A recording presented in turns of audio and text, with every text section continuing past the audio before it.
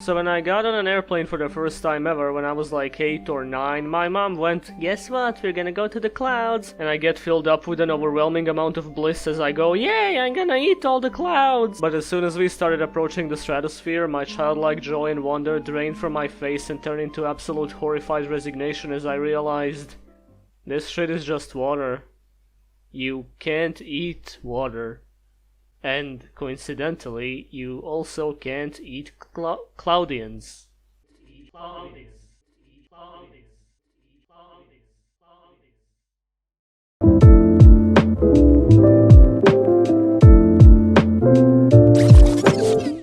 Hi, I'm Chef Delta, and welcome to my kitchen. Today we're going to be making one of my favorite dishes of all time, that being a potato hash with onion, bacon, egg, and all topped with some Cloudians. So, I know this is a very hard dish for a lot of people to get, of course after the Great Cloudian Shortage of 1962, but it's really good if you manage to get your hands on some Cloudian, because even though it is a very pricey, sort of garnish, it really brings out the flavor of just about any dish you'll ever make. I hope you all are as hungry as I am, and for now, let's get cooking. The ingredients you're gonna need for this dish include, of course, your potato, your onion, your meat of choice, in this one specifically I'm going to be using bacon, an egg, and of course your preferred Cloudian. So I like to use Cirrostratus in my cooking because I tend to find that it offers the lightest and fluffiest, like a cloud even, out of any texture of any of the Cloudians. It's a nice airy sort of flavor, and of course it's very moist. And so this is by far my favorite Cloudian. You can go ahead and use any one you want. They come in a variety of different densities and airiness, textures, all that, but Cirrostratus is the one for me. So whether or not you're a skins on or skins off kind of person for your potatoes, I found that it's always best for this specific dish to have the skins off, because it really helps to cook them better after they're done boiling, which you will have to boil them, by the way, we will get into that. But skin off is definitely the best way to go, in my opinion.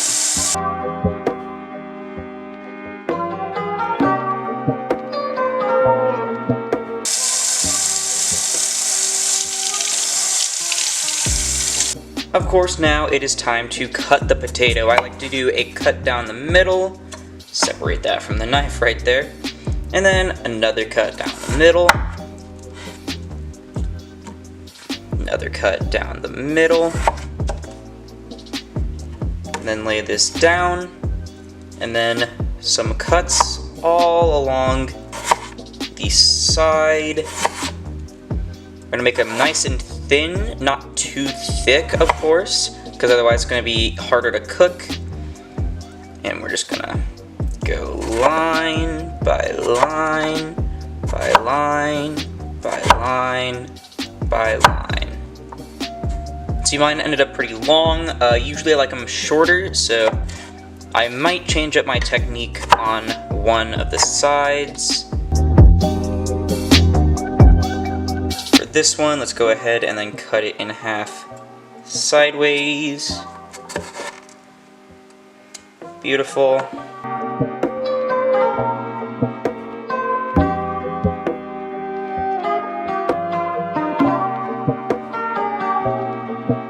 And I'm actually only going to use the stuff over here. I'm going to save the rest of this potato for a future dish, because personally I'm not all that hungry and it's a lot easier to cook when there's a lot less.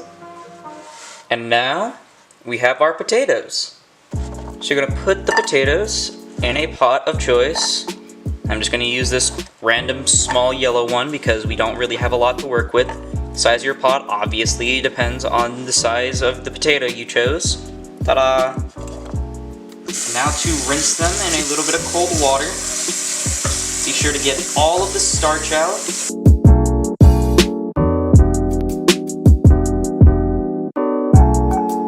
And then finally, once they're all nice and rinsed, go ahead and let the pot fill. And now we are going to boil our water. Set it on high. And then also, of course, remember to season your water. I like to add salt, pepper,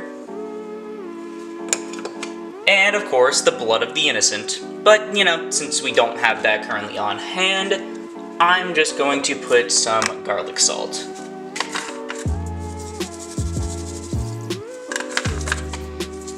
Now, not only is this going to let some flavor sink into your potatoes, it's also going to make your house smell really, really good. Next up is the onion, which I've already pre-peeled. Be sure to put your safety goggles on now, kids. Anyways, I'm gonna cut this onion in half. I don't want to use the entire thing in this recipe, so there we go. I'll save the other half with the other potato.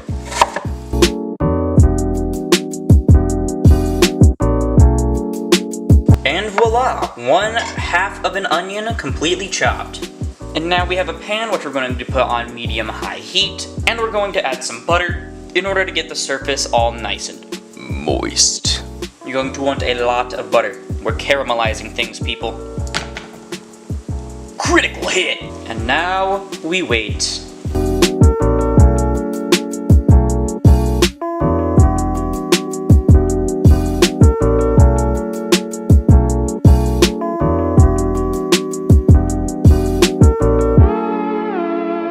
While we wait for that to melt, we can actually also do our bacon real quick, which I totally neglected, and I messed up the entire recipe already, but haha!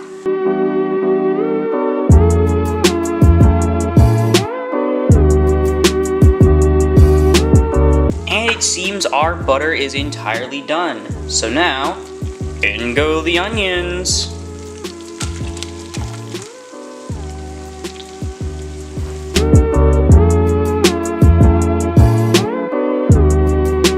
Now these you're going to want to constantly stir, because we are caramelizing them after all. Make sure they all get nice and soaked up in that butter. It's also going to get rid of the acidity and make it sweeter. And boy oh boy do I love me some caramelized onions. While we do that, let's quickly flip our bacon. Stirring, stirring, stirring the fucking stuff. I don't really have a dead set time on this, but just know it's whenever they start to brown. Speaking of which, our bacon looks about done because it's pre-cooked and it takes like no time at all. We go ahead and set that on a paper towel in the back.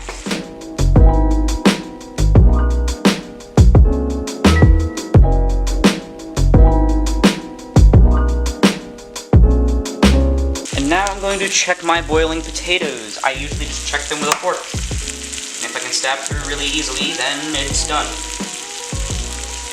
Would you look at that? It even broke apart. These are some done taters.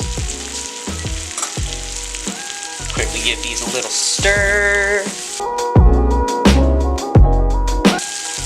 And then I'm going to take our potatoes and give them a little strain. Go. I'm not going to run any cold water over them or anything. I'm just going to let them sit and temper on their own. Back to the onion action.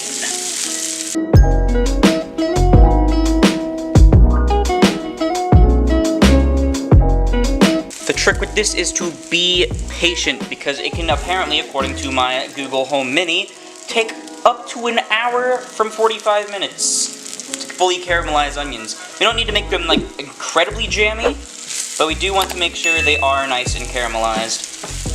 It's been a decent amount of time, and I have achieved what I believe to be decently caramelized onions, because we're not done cooking them technically just yet. But now what we're going to do is add our potatoes. We're just going to dump all of that in there. There we go. With the butter, it's going to develop a nice crust on the potato once it's done.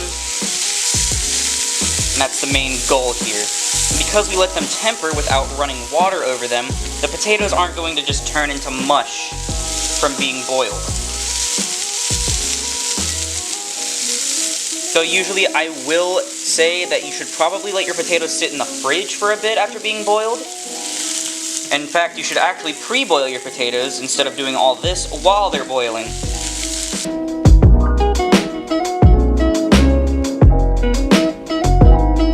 And now we're going to turn to our bacon while that sits for a bit. And all we're going to do with this bacon is just take a knife and cut it up really fine.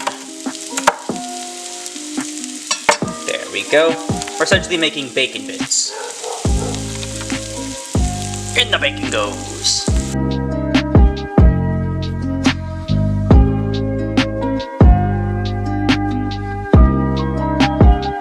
Going to spread it out a little bit. We're going to add some desired seasoning. I'm going to once again do salt, but instead of regular old salt, I'm going to use this pink Himalayan salt. Ain't I just fancy? The bacon is already pretty salty. You don't need too much salt. I'm also going to use this peppercorn medley. It's just a bunch of assorted peppers, including just regular black pepper. There we go. And then finally, I do like me some garlic salt.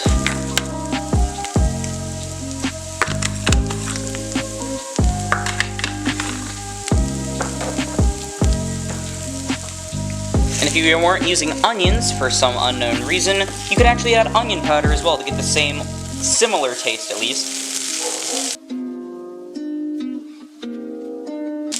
And now we're just going to let this sit for about a minute. And we're back to flip it. As you can see, we're already getting a nice little crust on a good amount of our potatoes. And that is definitely what we want.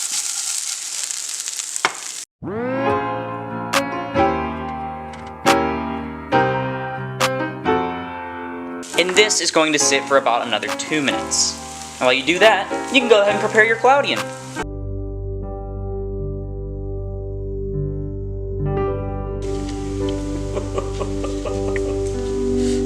Don't give me that look. I'm sorry, it just has to be this way. I'm hungry. Please know that your sacrifice will not be in vain. I'll try to make this as painless as possible.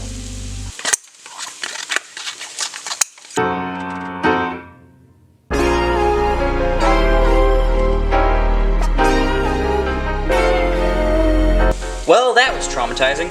And now we turn our attention back to our hash. See, now we're really getting everything nice and browned. We're almost done, people. No, it's not burnt. What do you mean? And right now, we're going to add a little bit of cheese.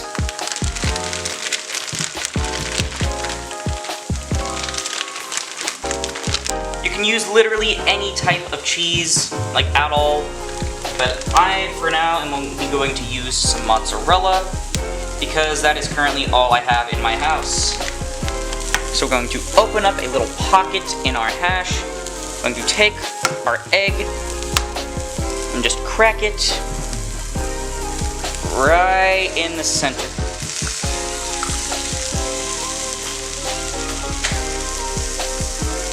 And we don't want this egg to fry, we want it to poach. So I'm going to cover my pan with a plate. And I'll be back in about 2 minutes. And we are back. Hot plate, hot plate. So what we're going to do now is, because our poaching failed, we're just going to scramble it.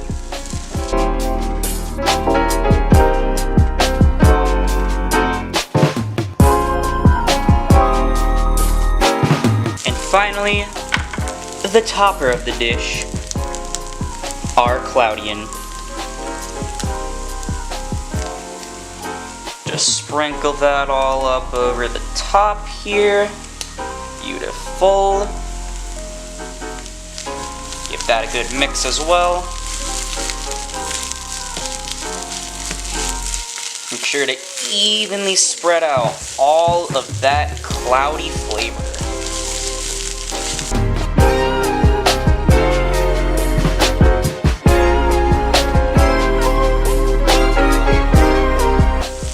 And now, ladies and gentlemen, we are done and ready to plate our dish.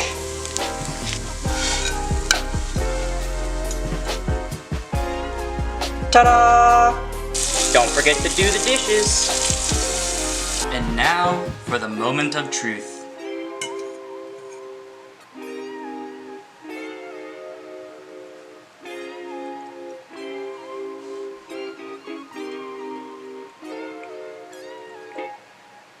Is it bad that outside of the cards this is really fucking good? Well, I can say that this dish has been a riveting success, proving to you, Mr. Rank 10 Yu-Gi-Oh! Rata, that you can, in fact, eat Cloudians. That's going to do it for today's Cooking with Aurora. Until the next one, I'm gonna be out. Peace! Hey guys, it's Aurora, and I want to say that thank you so much for watching this video. This is an absolute pain, in my opinion, to do all this, and I am confident that it is going to take forever to put this together. And also, don't worry, I have in fact picked the cardboard out of this food because I'm really fucking hungry, and this is really fucking good. But I would love to hear you guys' thoughts on this video. I'm not used to making skits. I don't think I've ever made a skit. So it'd be great to hear what you guys thought about it in the comments below. Should I do more skits? Probably not as intense as this one, but should I do more? Should I not do them at all and I'm a fucking loser?